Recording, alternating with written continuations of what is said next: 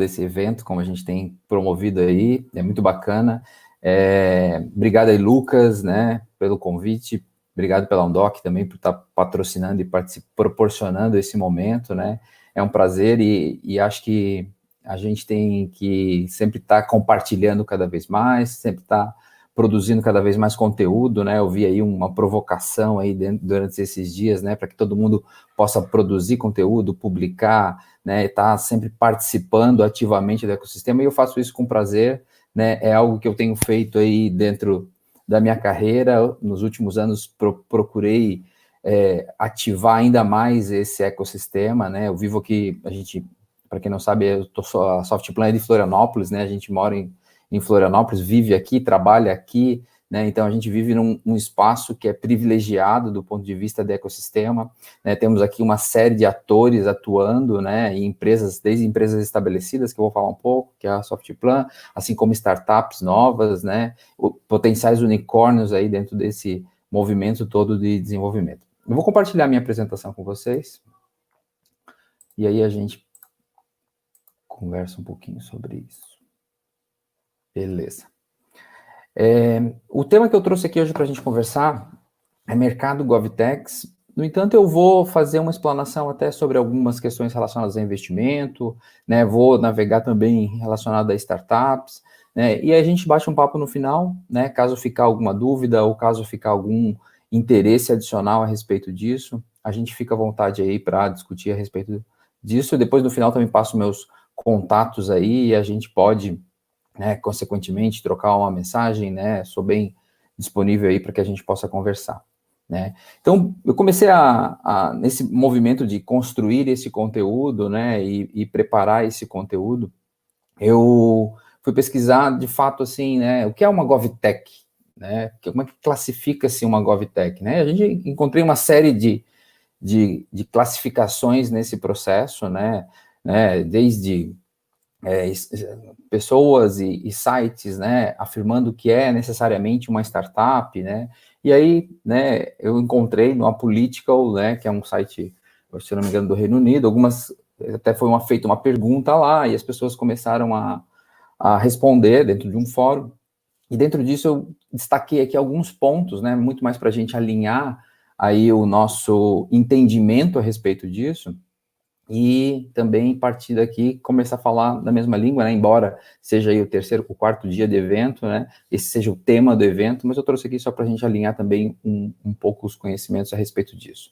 Então, eu trago aqui que uma GovTech é uma empresa privada focada em desenvolver soluções tecnológicas para resolver problemas do setor público, né, de forma escalável. Então, a gente traz aí uma onda das fintechs, né, das edtechs, né, então, agora health techs tem se falado muito também, elas não deixam necessariamente de serem GovTechs, né, se elas tiverem um foco um negócio focado no servidor público, ou no cidadão, ou no setor público de alguma forma, ela não deixa de ser uma GovTech e uma Health Tech, né, é muito mais um termo para que a gente consiga, né, criar um discurso a respeito disso e criar até um senso crítico a respeito desse movimento que a gente tem feito, né? Então, ele promove eficiência e simplificação dos serviços públicos. Vejam aqui que eu não trago, né, e vocês vão entender depois, porque eu quero falar um pouquinho da Softplan também, né, que eu não trago que é necessariamente uma startup, né, embora tenha aqui algumas características que sejam comuns, e embora a gente classifique muito as startups como GovTechs. Mas daí, depois, no decorrer aqui da apresentação, eu vou explanar um pouquinho mais a respeito disso, e a gente vai poder, né, destacar aí alguns pontos relacionados, né, a esse cenário.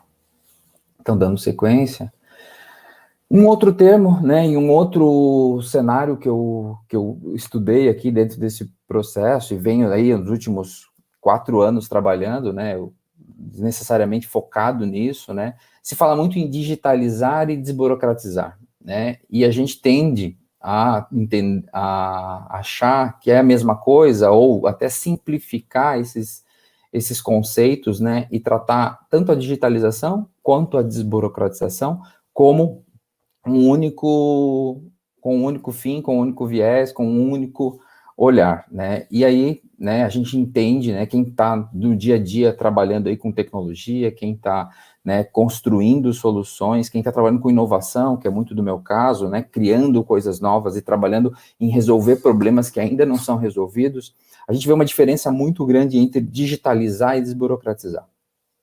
Digitalizar acaba sendo muito fácil, né, e muito mais simples do que desburocratizar, né? Eu posso pegar um processo, né, de trabalho que ele é necessariamente burocrático e digitalizar a burocratização, né? E ele tornar-se digital, porém burocrático. Então a gente precisa sempre separar esses dois pontos, né? E trabalhar de forma que a gente consiga entender que digitalização é uma coisa, desburocratização é outra. Eu até trago uma foto aqui para ilustrar um pouquinho disso, né? A gente tem uma questão da fila, né? A fila, né, ela pode ser tanto digitalizada como desburocratizada. Se eu simplesmente, né, vier com um ímpeto de construir uma tecnologia para digitalizar a fila, né, eu posso criar uma fila digital, que é, né, entregar uma senha para as pessoas não ficarem ali, mas eu não estou de fato resolvendo o problema.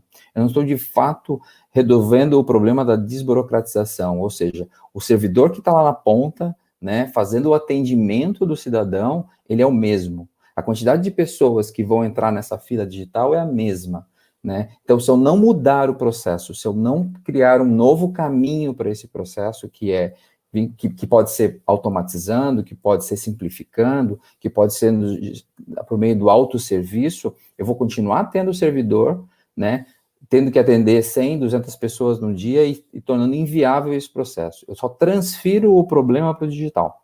Então, só para a gente ter sempre isso em mente, que isso foi uma premissa de o processo de construção e inovação, né, e embora eu trabalho numa empresa que já tem 29 anos, né, e que, de fato, no passado trabalhou muito com digitalização do processo como ele é, hoje a gente tem uma bandeira muito forte que é desburocratizar, né? Como é que eu desburocratizo com a tecnologia? Não simplesmente digitalizo o processo que existe.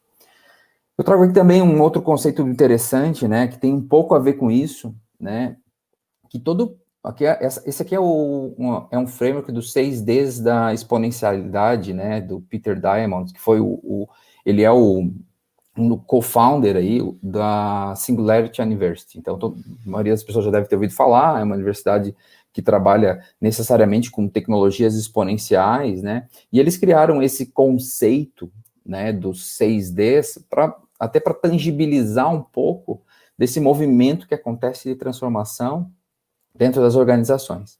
Então, eles começam ali, o primeiro D, né, ele é o D da digitalização, né, ou seja, um processo, né, algo para começar a ser escalável, de fato ele precisa ser digitalizado. Então, eu não estou, quando eu falo em desburocratizar e digitalizar, não estou dizendo que não é necessário a digitalização é muito necessária, e ela é peça fundamental para que a gente consiga, a partir daí, trabalhar dados, trabalhar conectividade, trabalhar integração, colaboração.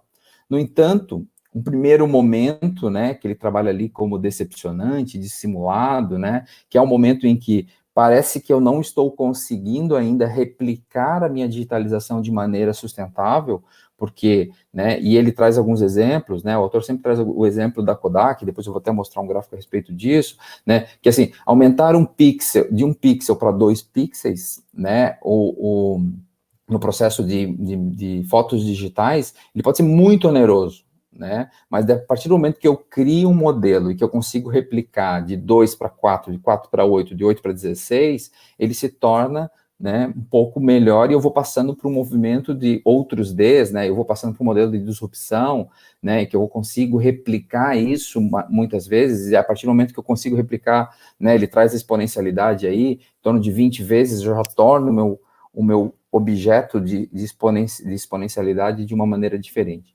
E ele traz ali também a desmaterialização, ou seja, né, a gente tem hoje, né, eu até tinha uma foto, eu acabei não encontrando, que eu usei em outra oportunidade, o quantos componentes, o quantas ferramentas utilizávamos há pouco mais de 10 anos, ou até mesmo menos de 10 anos, que hoje a gente faz e usa com um único celular, né, com uma tela sem botão, né, a gente tem uma câmera fotográfica, a gente tem um aparelho de GPS, uma calculadora, que até então eram componentes que nós comprávamos, ou seja, havia aí um desembolso financeiro para que eu pudesse, né, obter esses equipamentos, que hoje eu consigo, com um único equipamento, né, resolver todos os mesmos problemas. Né? Então, eu consigo exponencializar o acesso a um GPS, por exemplo, de uma maneira muito fácil, muito simples, sendo que o GPS provavelmente passou por todos esses caminhos aqui. Né? A partir do momento que eu desmaterializo, que eu não preciso mais do equipamento, eu começo naturalmente a desmonetizar, ou seja, ele fica mais barato, mais fácil de ser acessado, né? E a partir disso eu começo a democratizar, que é o que acontece hoje. Hoje, né, quem tem um celular, naturalmente tem um GPS associado a ele. Que se a gente falasse isso, né, há 10 anos atrás, que todas as pessoas teriam um aparelho GPS na palma da mão, talvez a gente soasse como algo, né, ainda utópico, que não é real hoje, né? A gente tem mais de um, né? A partir do momento que eu tenho um relógio, tenho um celular, tenho um outro equipamento, eu começo, de certa forma, a trabalhar nisso. E aí, né, a gente tem aí um cenário de tecnologia surgindo, né, de empresas novas surgindo, que tem que estar sempre olhando para isso e sempre à frente disso, ou sempre olhando de que maneira que eu consigo acompanhar toda essa evolução e todo esse crescimento que é ágil e é rápido. Aqui eu trago um exemplo só na sequência das fotos tiradas no ano, né, então assim, outra coisa que é importante também dentro desse processo de inovação, de construção, é assim, que indicadores vamos observar, né? E que olhar a gente vai ter para o movimento de digitalização que está acontecendo. Então vamos lá, né, na cadeira lá de diretor da Kodak, quando ele olhava os indicadores do marketing, provavelmente, né, e via um gráfico de fotos tiradas por ano, né, e vinha um gráfico ascendente aí, até mesmo exponencial, da quantidade de fotos tiradas por ano. No entanto, existem uma série de outras variáveis, né, que provavelmente não foram consideradas naquele momento, que era como essa foto vai continuar sendo tirada. Né? E isso, quando a gente traz para a gestão pública, é a mesma coisa. Não é que os serviços vão deixar de ser prestados ou a gente não vai precisar. É cada vez mais, né? Porque as cidades estão cada vez maiores, né? A demanda por serviços está cada vez maior e isso é uma tendência a acontecer. Só que como a gente espera que isso aconteça? Qual é a nossa experiência diante de um cenário de crescimento, de evolução? Né? O que eu espero como experiência? Né? Hoje não é tolerado mais, aquele exemplo que eu dei da fila, né? Ninguém mais tolera ir para uma fila, né, e ficar ali horas para receber um atendimento, né, sendo que nós somos clientes de uma prefeitura, né, então essa experiência está cada vez mudando, a cabeça das pessoas está cada vez mudando, e a gente precisa observar aí uma série de cenários e indicadores a respeito disso. E um outro ponto que eu trago aqui, eu pesquisei no Google, né, o que defina desburocratizar, né, ele tem um dicionário ali, ele me traz que desburocratizar é eliminar ou reduzir a excessiva influência e poder dos departamentos administrativos dos funcionários que administram a instituição. Então, né, vejam que quando a gente fala em digitalização, né, e a gente traz a desburocratização para dentro desse processo, né, e para dentro desse ciclo de melhoria, a gente tem que cada vez mais usar a tecnologia para desburocratizar e tirar esse viés pessoal ou departamental que possa acontecer dentro de um processo.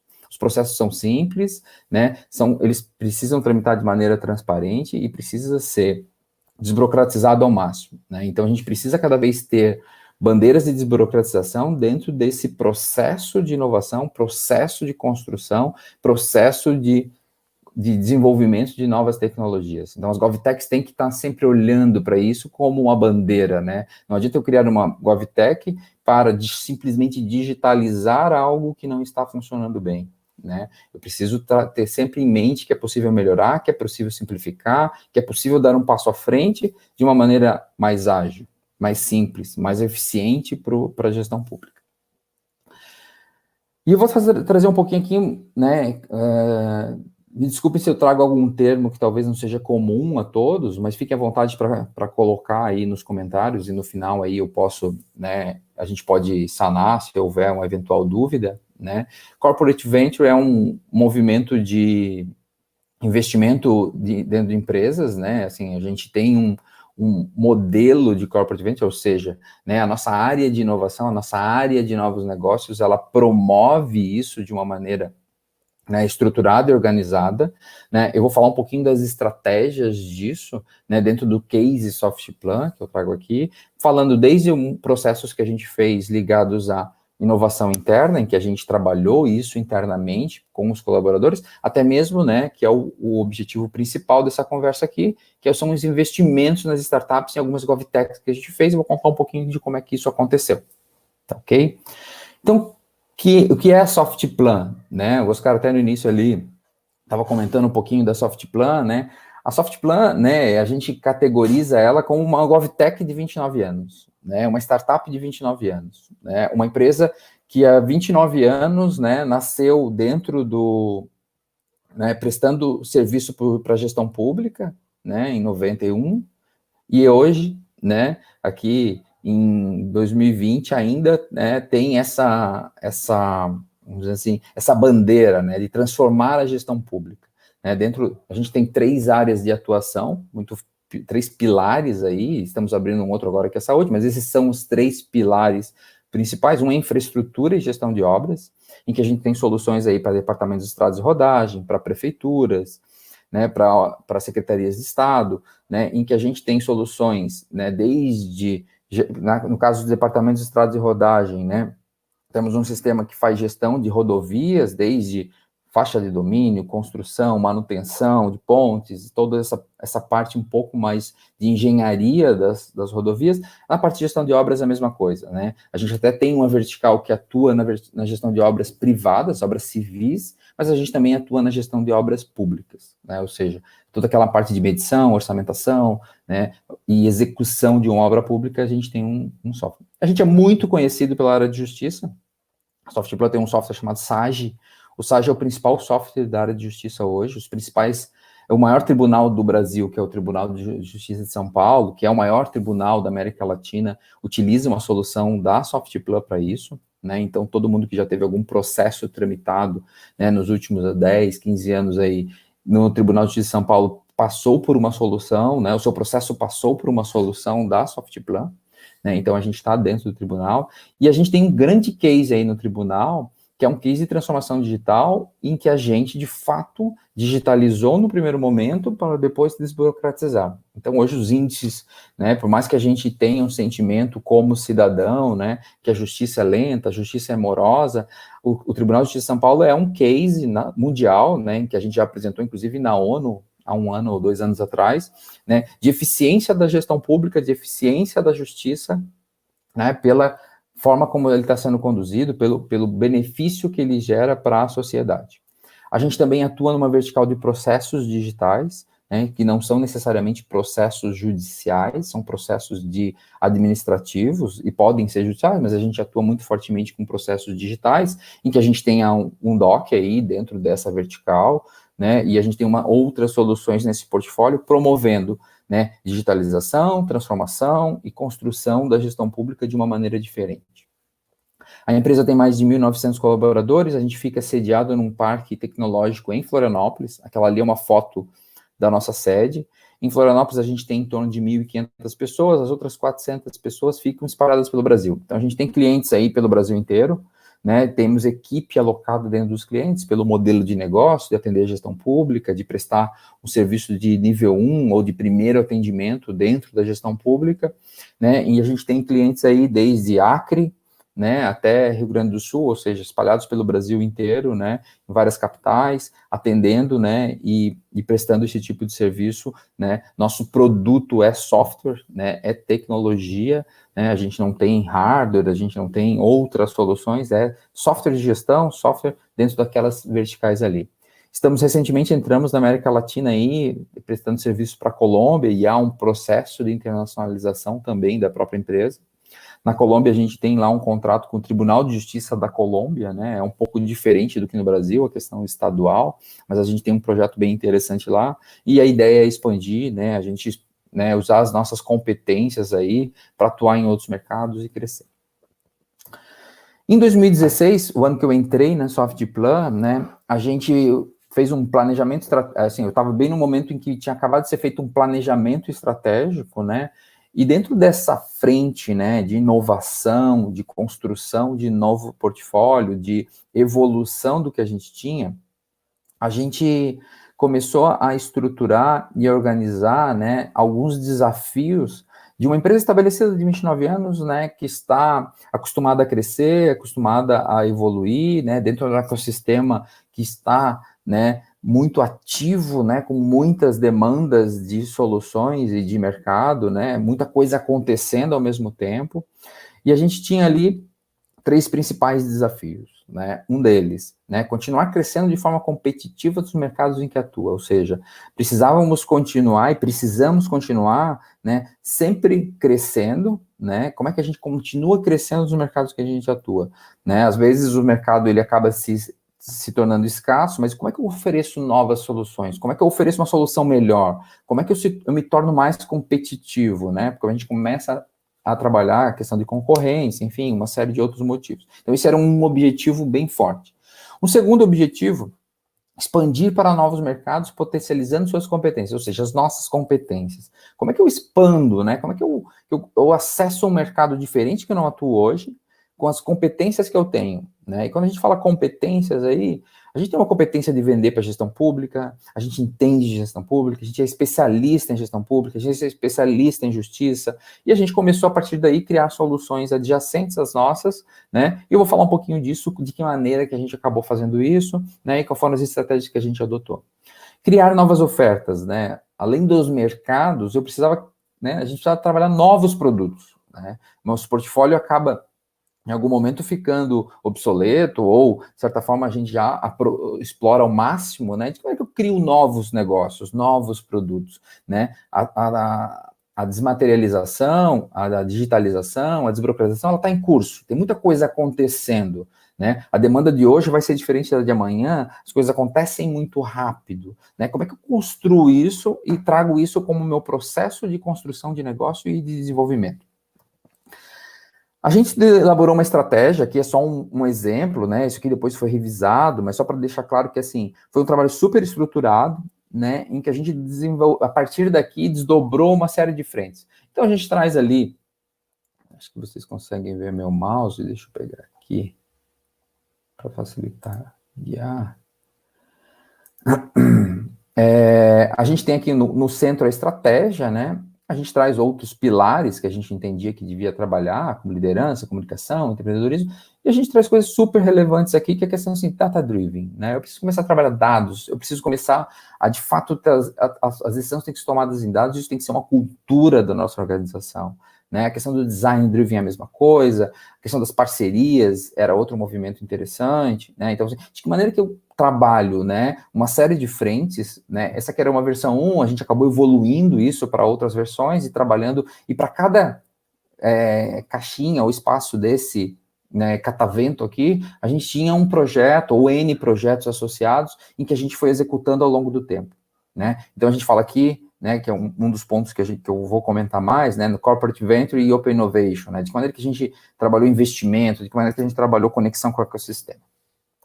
Um outro material que a gente utilizou bastante foi o material da McKinsey, que ele reflete aí um portfólio, né, de inovação, ou seja, que iniciativas, que frentes de inovação eu preciso ter, né, dentro de 3 horizontes, né, ele classifica os 3 horizontes de maneira que eu possa, né, ir adequando o meu portfólio e dividindo o meu esforço e minha capacidade de executar dentro desses 3 horizontes. No horizonte 1, manutenção dos principais negócios, ou seja, aquilo que está dando certo, que é a vaca leiteira, aquilo que é o meu principal negócio, que é o core da minha empresa, eu não posso abandonar, eu não posso esquecer, eu preciso estar sempre dando manutenção, eu preciso estar sempre melhorando, né, e colocar ali 80%, 70% da minha força.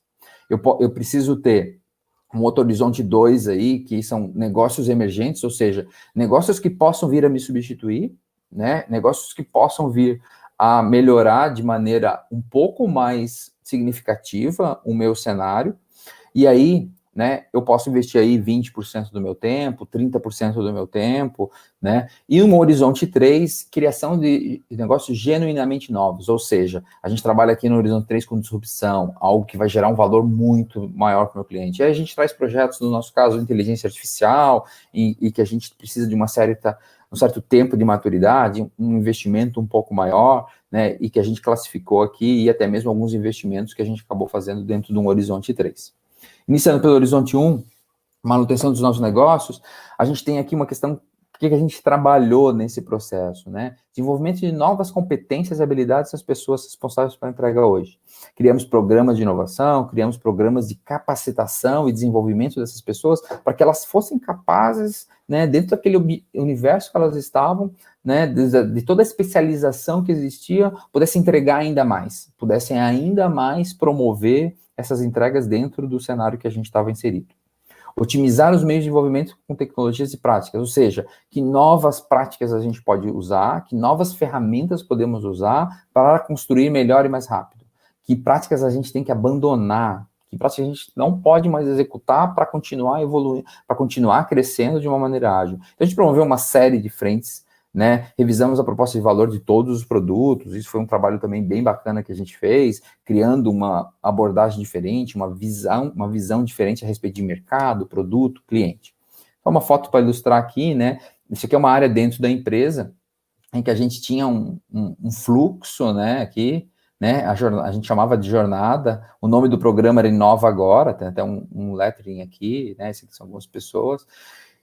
Posando para a foto ali, eram pessoas do time, né, que fizeram um trabalho para divulgação, mas a gente tinha um processo, né, que a gente começava lá com insights, né, com desafios, né, e que com o processo, com o passar do tempo, ele ia evoluindo, né, e lá no final a gente selecionava, incubava, né, premiava e reconhecia pessoas dentro da empresa que de fato fizeram e trouxeram alguma ideia que mudou a vida, mudava o processo, a forma como a gente estava construindo e resolvendo o problema. Então, isso foi só um exemplo, né, de uma das frentes que a gente investiu e evoluiu.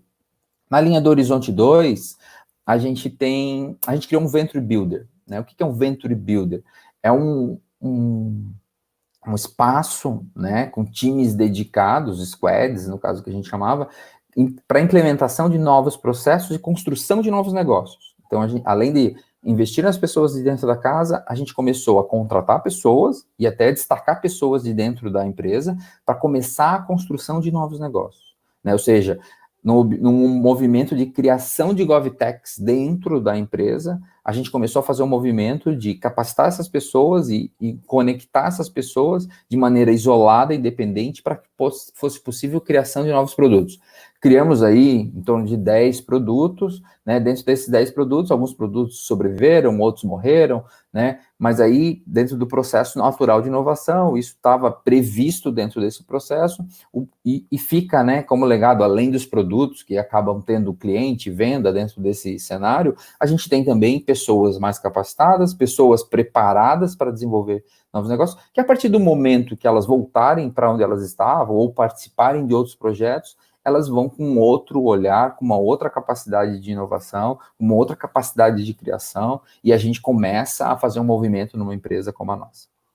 Aqui eu trago um exemplo só, vou passar rapidamente, né, que vale a pena aí, em algum momento, se alguém tiver interesse e quiser estudar, né, procure por Steve Blank, que é o autor aí de alguns materiais a respeito de descoberta do cliente, Customer Discovery, Customer Development, que fala muito desse processo, né? Descoberta, validação, né? Rodar isso de maneira cíclica, né? Criação de demanda, estruturação de negócio também de uma outra forma. Então, assim, existe uma série de técnicas, métodos, né? Para se evoluir cada vez mais a respeito disso. Aqui tem alguns outros exemplos, né? Eu trouxe aqui, depois o material vai ficar disponível aí, se alguém tiver alguma dúvida, tem a fonte ali também, de onde eu tirei, né? Se alguém quiser buscar e tiver mais informação e curiosidade a respeito disso. Um outro movimento que a gente fez foi juntar, né, técnicas aí de design thinking, lean startup e ágil num único processo, né? De que maneira que a gente pode fazer isso? Aqui também é um exemplo, né? Então, só para trazer que a gente não saiu fazendo, né? Foram usadas as técnicas de mercado, aquilo que melhor se aplica, né? Melhor se executa, para que a gente pudesse, a partir daí, ter os melhores resultados e benefícios. Certo? Vou indo para o Horizonte 3, né? Então, criação de negócios genuinamente novos, né? Coisas que não estavam necessariamente no nosso arcabouço de ideias, né? Que a gente não estava conseguindo dar vazão, ou coisas que a gente nem imaginava que pudessem ser resolvidas de tal forma. A gente fez um trabalho de avaliação de tendências e descontinuidades, ou seja, para onde é que o mundo está indo, o que está acontecendo, né? Até assim, um pouco profundo, mas assim, serviu para abrir, né, alguns horizontes a respeito disso. Conectamos também a empresa ao mercado, ou seja, aí, né, tem a questão da inovação aberta, né, de trabalhar o Open Innovation de fato, né, a gente de fato começou a se conectar com o ecossistema, se conectar com instituições, se conectar com potenciais clientes, se conectar com o mercado no momento de construção de portfólio, de construção de produto. Né, não mais fazer aquele movimento de constrói tudo dentro de casa, depois eu empurro isso para fora e tento ver se vende, não vende, né? Fazer um movimento de construção a quatro mãos, de que maneira que a gente traz para um cenário, né, agentes do ecossistema para que a gente consiga, de fato, né, ter uma construção compartilhada e reduza os riscos e reduza os problemas de aceitação dos produtos. Então, a gente fez isso de maneira ativa dentro desse processo aqui. Ele serviu para os outros horizontes, mas ele foi muito mais direcionado para o que virá pela frente. Né? E, por fim, investir em startup para compor o portfólio e alcançar novos mercados. Então, aqui, não necessariamente a gente estava olhando para inovações disruptivas, mas a gente estava tratando como algo assim, quem está fazendo algo que nós não estamos fazendo ou não estamos pensando, vamos olhar para fora, vamos entender o que está acontecendo. Beleza? Como descontinuidades tem aqui algumas coisas, né? Previsão, como o cidadão vai consumir serviço do governo. Então, algumas perguntas que a gente tinha naquele momento, em que a gente buscou responder para poder direcionar e poder encaminhar um pouco melhor das nossas aspirações. Abrimos as portas, né, da Softplan, literalmente. Aqui tem um exemplo de 2 eventos. Aqui, um evento com gestores públicos, né, com o IGOV, que eu vou falar um pouquinho depois, que é uma das nossas, da GovTech investida por nós aí. Aqui a gente sediou o Global Legal Hackathon também, que é um evento mundial sobre a parte de justiça, legal aqui, né, que aconteceu dentro da sede, o fato de a gente estar numa sede que tem espaço, que a gente consegue captar gente lá para dentro, tudo isso facilitou, ajudou. Então aqui no meio tem pessoas que eu conheço que são colaboradores, assim como tem pessoas que provavelmente vieram do ecossistema e de alguma forma contribuem para a construção de algo e resolução de um problema que não necessariamente é nosso, né, que é um problema da gestão pública que pode ser aproveitado por nós, assim como pode ser aproveitado por algum outro interessado, né, alguma outra pessoa ali. Podem ter surgido startups desses movimentos que a gente fez aqui e não há nenhum apego em relação a isso, né. Outra frente que a gente olhou muito, né, como é que eu continuo naquela linha, né, do desafio de continuar crescendo, quando a gente olha, né, o ciclo de vida natural de um produto, ele passa por uma série de fases, né, introdução, crescimento, maturidade e declínio. Como é que a gente, antes de chegar na curva do declínio, né, quando a gente está aqui, né, no movimento de crescimento, a empresa crescendo aí 15, 20, 30% ao ano, que outra curva eu começo a criar a partir daqui para que ela possa substituir essa curva natural de declínio dos produtos que vão declinar, né? E quando a gente olha, né, e daí eu separo aqui em orgânico e inorgânico, orgânico é isso, né? Eu construir aqui e tentar, com pequenas alavancas, mexendo nessa curva aqui. E o inorgânico é criar uma curva nova, né? Que ela pode começar aqui embaixo, mas a ideia é que ela seja maior ou passe dessa, né? E no movimento de conexão, de investimento, como é que eu começo a criar essa curva a partir de um momento aqui, né? Como é que eu aproveito o que eu já tenho para potencializar um novo negócio e fazer com que ele cresça, né? A partir de um movimento antes de declínio. Isso foi muito forte, a gente olhou muito para isso, né? Isso ainda é hoje uma premissa para todo o investimento que a gente faz e a gente está sempre muito atento a esse movimento. Aqui, rapidamente, né, um ciclo de investimento, então, só para... Eu trouxe esse exemplo aqui, né, embora não se aplique muito às GovTechs, porque a gente acaba não conseguindo que as GovTechs participem de todo o ciclo de investimento, como as empresas, os potenciais unicórnios participam, mas o que eu queria trazer aqui é muito essa curva, né?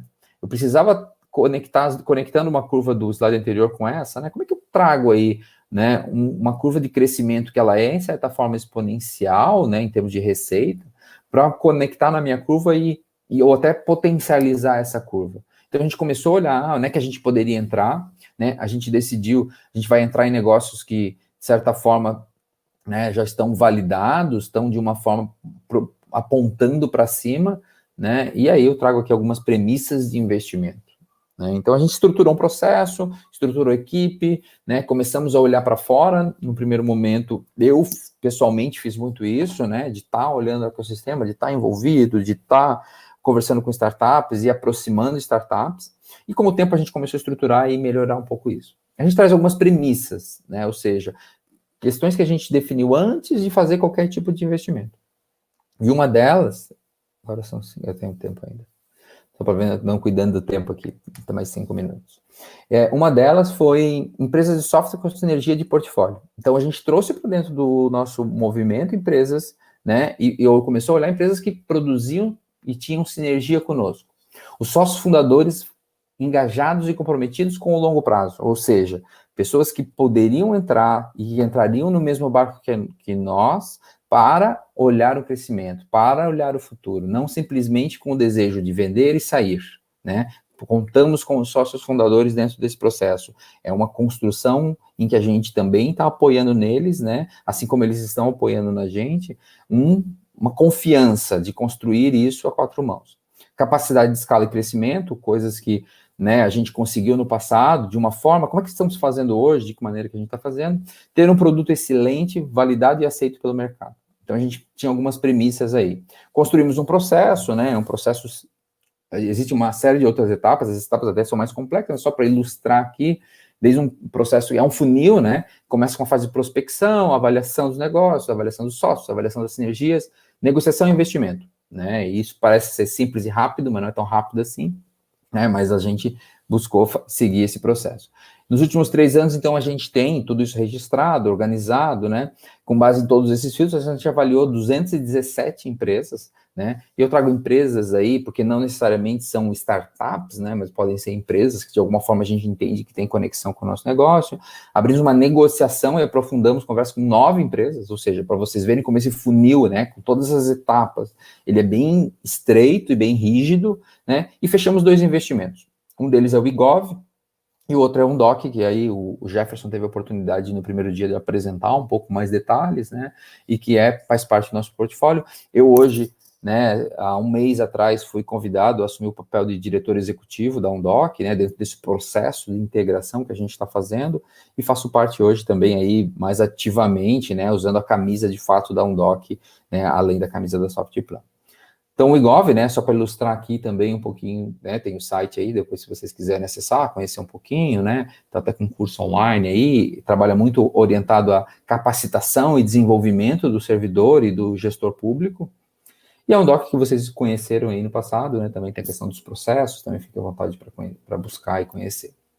Alguns aprendizados desse processo de investimento, né, aprendizado no número 1, que eu trago aqui, invista sempre nos jockeys, ou seja, nas pessoas. Por melhor que seja o entorno, o negócio, se não tiver fit, né, se não houver uma conexão dos sócios, né, dos investidores e sócios, né, das pessoas que vão conversar e conduzir esse processo, não faz sentido, né, fazer um investimento. E segundo, se essas pessoas não tiverem a capacidade de alavancar o negócio, crescer, né, e potencializar o negócio, também não faz sentido fazer o investimento. Né? Então eu trago aqui, né, mesmo para quem está sendo investido, né, olhe muito para isso, né, de que maneira que você está encarando o desafio, de que maneira que você está comprometido com o desafio, né, de que maneira que você está comprometido com o longo prazo, para que isso transpareça e fique claro, né, precisa haver paixão pelo aquilo que você está resolvendo, pelo problema, né, pela forma como você está resolvendo, pela capacidade que você enxerga de crescimento, né, esse é um aprendizado, a gente seguiu isso, as pessoas que trabalham conosco hoje, né, são excelentes, têm isso, esse brilho nos olhos, acreditam fielmente naquilo que eles se propuseram, e por isso a gente, né, teve sucesso aí nos investimentos que a gente fez. O aprendizado número 2, né, as sinergias são essenciais para o sucesso do investimento, ou seja, não adianta investir por investir, porque é um negócio excelente, né, porque está dando super certo, né, se ele não houver sinergia, se não houver conexão, né. Um exemplo aqui, em alguns momentos apareceram algumas health techs, empresas de saúde para gestão pública, apresentando soluções para nós. No entanto, esse não é a nossa competência, embora tenhamos uma vertical lá de saúde, focada em operadores de saúde, nossa competência de gestão, saúde para gestão pública, né, a gente não estava atuando e não era uma competência nossa. Então, abdicamos de alguns bons investimentos ou potenciais investimentos naquele momento por não termos competência. Né? Então, assim, é um aprendizado, né? Por quê? Porque a gente já tentou, né, e já executou processos de investimento e que a gente não tinha competência, e aí a gente percebeu que não era o melhor caminho a ser seguido. Aprendizado número 3, avalie muito bem o segmento, ficou errado ali, né, o segmento de mercado e aposte na escala do negócio. Ou seja, né, para fazer um investimento, ele tem que ser bom para os dois lados, né, eu preciso, né, que o investido e o investidor se satisfaçam, né, tanto financeiramente como, né, as recompensas do negócio sejam positivas, e para um negócio ser saudável, né, e para que essa relação seja saudável, é muito importante olhar o segmento. Que segmento isso está? Qual o potencial de escala e crescimento disso? Né? Não vamos olhar para algo que é pequeno. A gente, em alguns momentos, dentro daquele movimento de venture build, de construir negócios, a gente apostou em negócios em que a dor é muito grande, né? Ou seja, o problema é muito significativo, no entanto, o tamanho de mercado é pequeno, né? Então, assim, como é que eu escalo um processo desse, né? Ele se torna muito menos escalável, ele se torna muito menos replicável, né? Não que ele não precise ser resolvido, ele não deva ser resolvido, mas ele precisa ser melhor, precisa ter um olhar diferente para isso.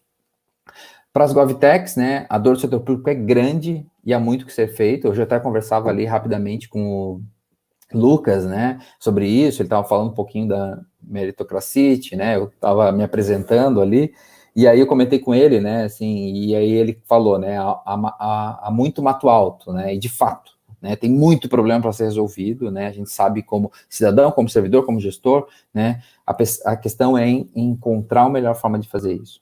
Selecionem muito bem quem serão seus sócios, é um casamento, né, então, assim, de que maneira que você está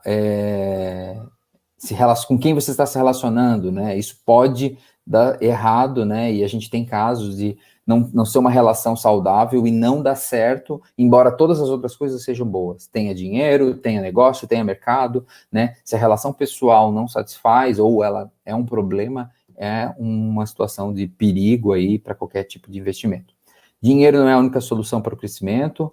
Busque paz e tranquilidade para pensar na empresa, né? Então, ou seja, às vezes vender a empresa, vender parte da empresa para um investidor que simplesmente quer ver crescer, quer ver o dinheiro lá no final, sem entender o cenário, pode ser um problema. Por isso eu trago essa frase aqui.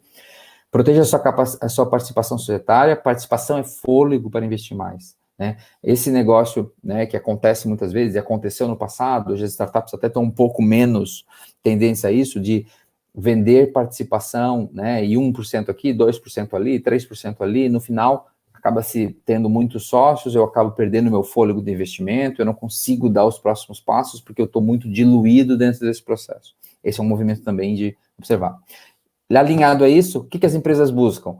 Empresas sem muitos investidores, com participação societária preservada, né? As empresas buscam os empreendedores, elas apostam nos empreendedores, nos jockeys, então elas preferem que os empreendedores tenham participação, que os empreendedores tenham visão de médio e longo prazo. Procuram sócios com capacidade de criar e dobrar o negócio, ou seja, qual a capacidade dessas pessoas transformarem esse negócio, que é pequeno, em algo que é escalável, em algo que vai crescer, triplicar, né, quadruplicar nos próximos 3, 4 anos. Como é que eles podem fazer isso?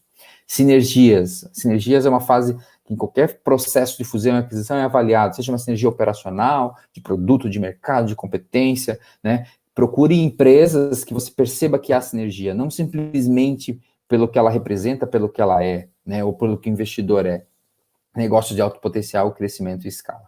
Né? Então, as empresas têm, principalmente as empresas maiores, têm muita dificuldade, né, de rever seus modelos de negócio, rever a forma como estão construindo.